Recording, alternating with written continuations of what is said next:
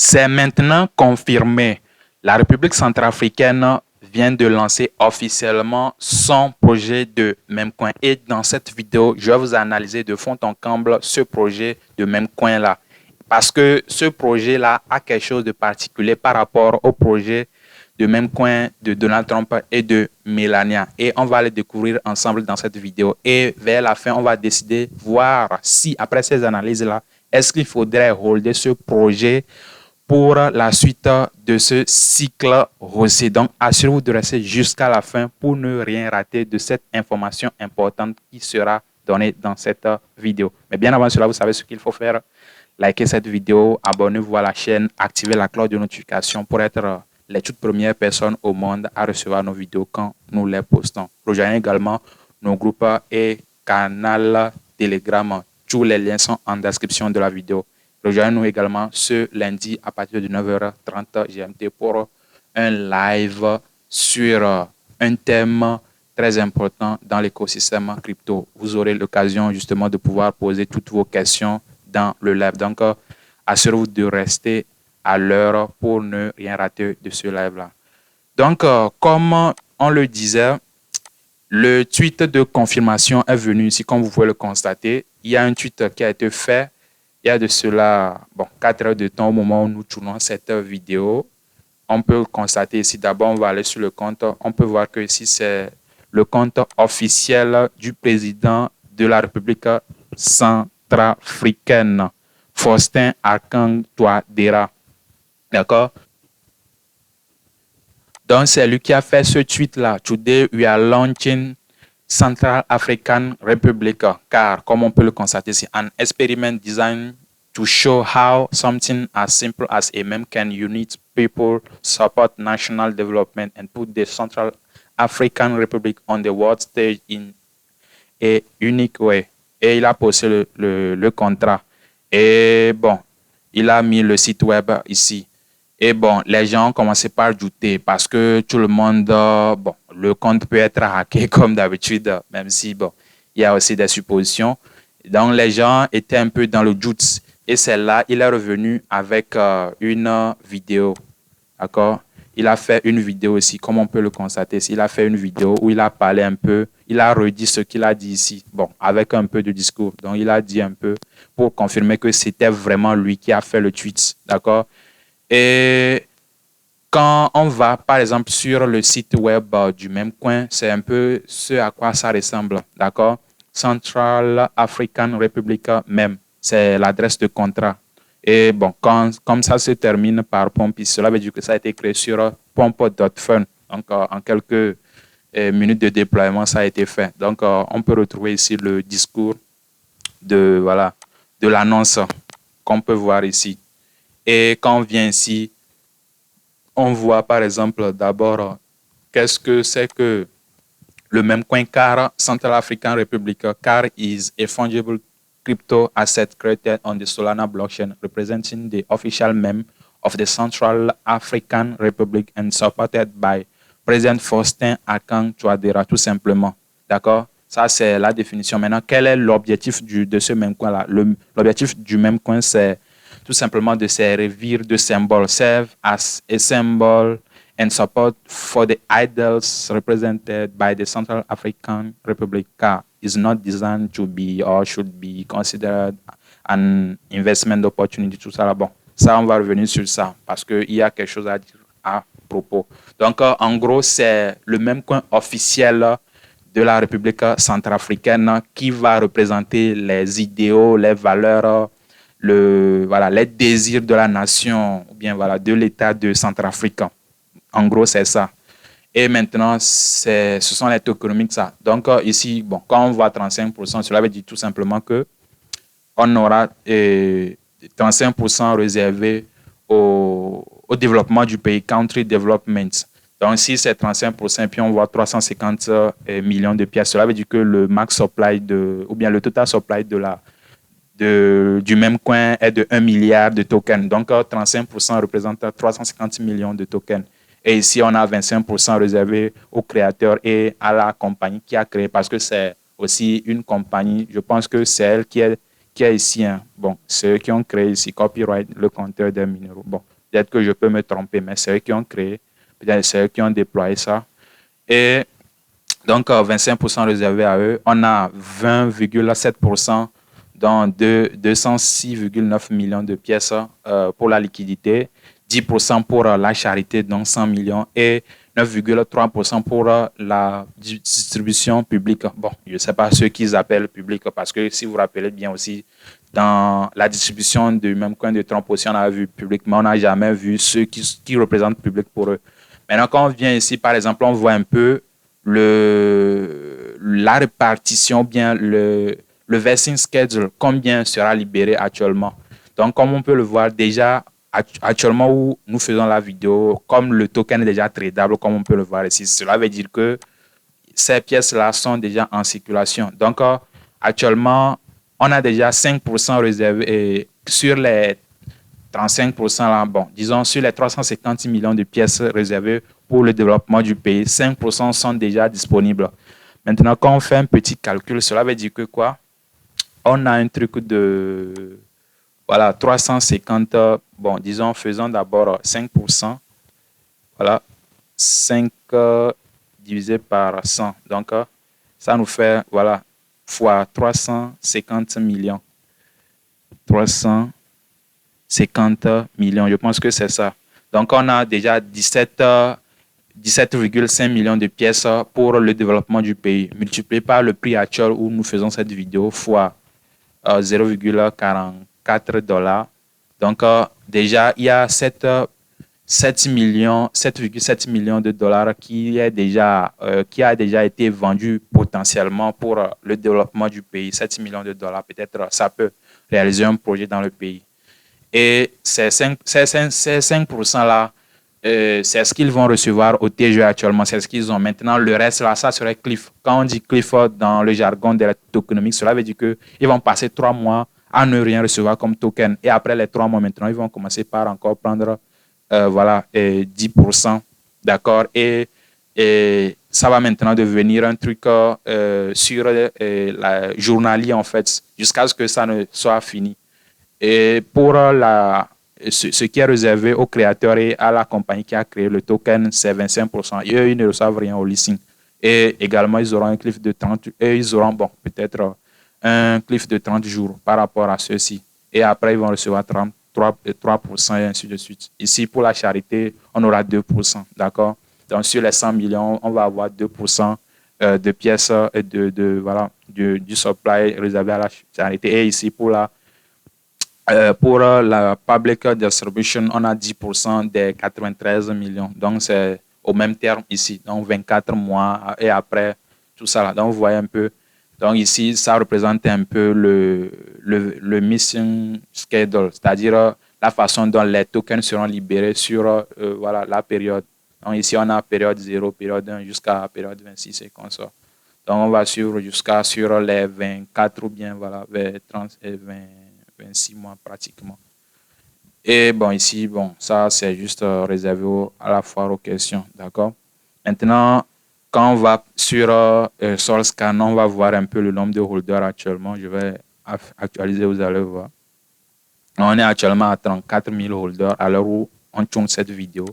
Et la plus grosse adresse qui hold ici est de 33%, le reste 24%. Peut-être, voilà, dans la tokenomique, ils sont en train de respecter ce qu'ils sont en train de dire ici et les autres adresses, comme on peut le voir ici. D'accord? Maintenant, quand on va sur Deskrina, bien sûr, bon, eux-mêmes, ils ont dit quelque part ici que, voilà, ils ont bloqué la liquidité sur Streamflow. D'accord? Streamflow, c'est une plateforme de gestion de tokens, d'accord, pour la distribution et tout ça. Donc, on peut constater qu'ils ont bloqué de la liquidité là-bas. C'est le président même qui a tweeté comme cela. Donc, quand on vient ici, actuellement, le prix est de 0,5. Le prix est vraiment volatile et c'est normal. Ici, ce sont ceux qui achètent et qui vendent. C'est tout à fait normal. Et ici, on a la capitalisation qui est actuellement de 446 millions. Et bon, FTV, c'est la même chose, d'accord? La liquidité est de 3,55. Actuellement, le token est seulement sur les DEX. D'accord?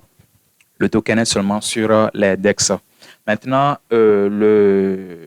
le souci ici, bon, on n'a pas encore vraiment certaines données, mais je pense qu'avec cette donnée-là, c'est déjà pas mal. Déjà qu'il y a le site web et consort. Et aujourd'hui, quand on va par exemple sur le GDP ou bien le PIB de la Centrafrique, on est à 2,55 milliards de dollars. Peut-être que le projet va aider la Centrafrique à pouvoir peut-être augmenter son PIB. Peut-être que la capitale, quand potentiellement les gens seront intéressés, peut-être si les gens arrivent à vraiment hyper le projet, ça pourrait peut-être dépasser le PIB. Peut-être c'est aussi ça l'objectif. Si ils ont débloqué les 5% dont ils ont parlé ici et ils arrivent voilà, à faire, voilà, à garder cela jusqu'à ce que ça n'atteigne voilà, cette somme-là, ça peut aussi aider le pays. Ça, c'est pour le pays. Ça. Maintenant, revenons sur l'analyse vraiment profonde du projet parce qu'il y a beaucoup de red flags sur le projet, en fait. Et la particularité, déjà, par rapport à Donald Trump et à Mélanie, c'est qu'ici, on parle d'un même coin d'État, pas d'un même coin d'une personnalité d'État. Parce que quand on prend Donald Trump et Mélanie, ce sont des mêmes qui ont été créés par rapport à leurs différentes personnalités. Ce n'est pas l'État américain qui a plébiscité qu'on va créer un même coin au nom des États-Unis d'Amérique. Mais ici, on dit que ici, ça serait Central African Republic, même coin. Donc, c'est au nom du pays. Le président parle au nom du pays. Donc, c'est la particularité ici. Et donc, tout ce qui va être fait ici, c'est dans l'intérêt du pays. Mais, comme je l'ai dit, faisons un peu plus d'analyse sur le projet. Déjà, il faut savoir, pour ceux qui ne savent pas, que ce même coin, ou bien ce projet, c'est le second projet lancé par la Centrafrique. Le tout premier projet, on avait parlé de ce projet ici. C'était le projet Sango. Et ils avaient levé de l'argent. Ils avaient levé de l'argent. Et à l'époque, ils disaient que le token n'est pas encore transférable. Pour le moment, il faut juste acheter pour soutenir. Si vous achetez, vous allez devenir citoyen du pays. Si vous achetez tel nombre, telle somme, vous allez devenir citoyen ou bien vous allez faire telle chose dans le pays qu'on sort. Mais bon, par après, on n'a rien entendu sur la suite du projet. On a fait cette vidéo-là le 18 juillet 2022, bientôt 3 ans. Et à l'époque, il y a des gens qui disaient que non, nous, on ne connaît rien sur le projet, que nous, on est jaloux, que quoi, nous, on s'est limité juste voilà, au site web et qu'on sort. Nous, en tant qu'expérimentés dans le domaine, on savait que ce genre de truc, il faudrait vraiment c'est pas parce que tu es président ou bien tu es voilà, une autorité, tu vas venir lancer et puis voilà, ça va se passer comme cela parce que la réalité de la blockchain et des cryptos est tellement différente. Et vraiment, il ne fallait pas vraiment se lancer comme cela. Donc, depuis maintenant, près de 3 ans maintenant que le projet a été lancé, maintenant, aucune suite au projet. D'un seul coup, maintenant, on voit un second projet de même qu'un qui a été lancé. Maintenant, bon, est-ce que Toadera nous prend comme des clowns ou comment? Parce que quand on va sur le site web, ils ont dit quelque part ici que oui, je disais tout à l'heure que ils disaient que le même coin n'est pas. Il disait ici que car is not designed to be, nor should it be considered an investment opportunity, investment contract or security or any kind. Eux-mêmes, ils disent ça maintenant. Pourquoi maintenant ils nous disent ici d'aller acheter? Parce que quand tu viens sur le site web, il faut voir ici, là où la souris est en train de voilà, frôler là. Ils disent, quand vous venez ici en même temps, c'est le point même qu'ils ont bien mis en exergue ici, buy now.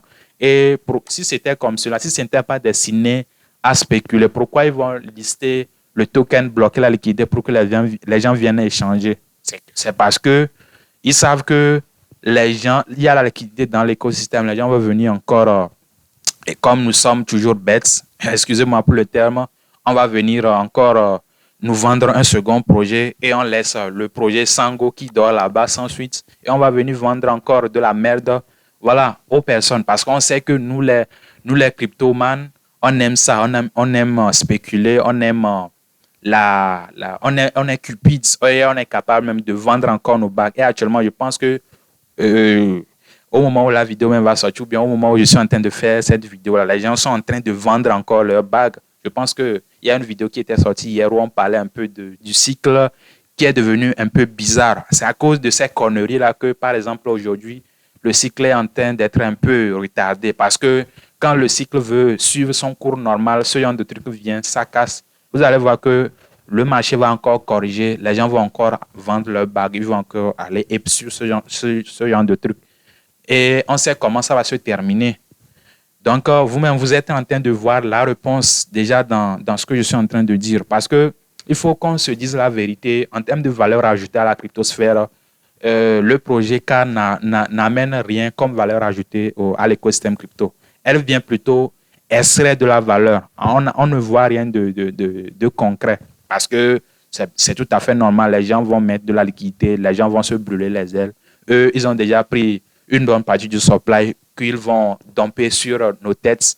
Et voilà, ça va s'arrêter là-bas. Donc, they are coming and extracting value from the ecosystem. Ça, c'est clair. Ils sont venus pour simplement extraire de la valeur dans l'écosystème crypto et aller développer leur pays. Normalement, ce genre d'initiative, même, ça devait être limité juste à leur pays parce que ça ne concerne que leur pays. Mais bon, les spéculateurs, eux, ils vont toujours spéculer. Hein. La preuve, actuellement, je suis en train de parler. Est-ce que le trading s'est arrêté? Non. Les gens continuent d'acheter, de vendre ici, comme vous pouvez le constater. Donc, ça continue de le faire.